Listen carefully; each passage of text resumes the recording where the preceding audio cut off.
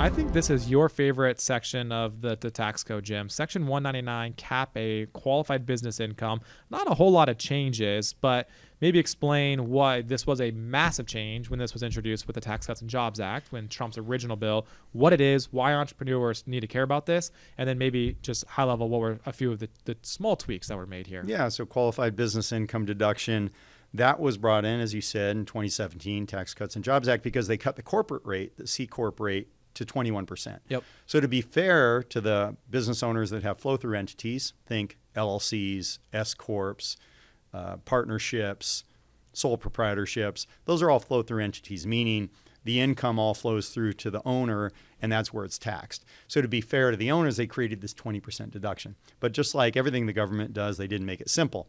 And so there's a lot that goes into this calculation, but it's something that often gets overlooked, and planning opportunities get overlooked by CPAs when it comes to this QBI deduction. And then there's phase outs. So if you make too much money, then you phase out. For 2025, single taxpayers from $197,300 to $247,300, married filing jointly $394,600 to $494,600.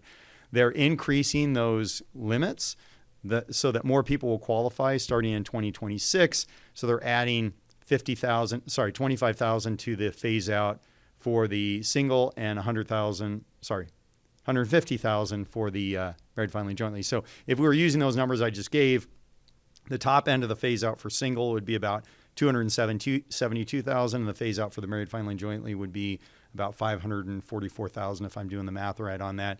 And then beyond that, it becomes a W-2 wage or a W-2 wage and unadjusted basis in property for the business test, unless you're an SSTB. You see how complicated this gets. Yeah, you lost me, but yes. And you lost SSTB. Everybody. Yeah, that's all right.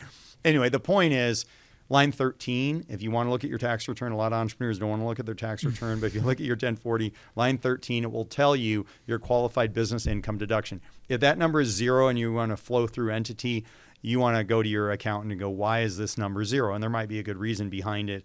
But then the next question is there a way we can make this number not be zero? Mm-hmm. And I think that's the key for an entrepreneur, is know where to look on the tax return so you can very quickly figure out if you're getting this deduction or not. You know, I think when you and Mimi go on date night, if she just says 199 cap A, I think your energy just increases. That would make me pretty amorous if she started talking to me. I'd be like, honey, using tax codes, that's like talking dirty to me, you know. But I'm sure Mimi would not want us talking about 199A on a date night.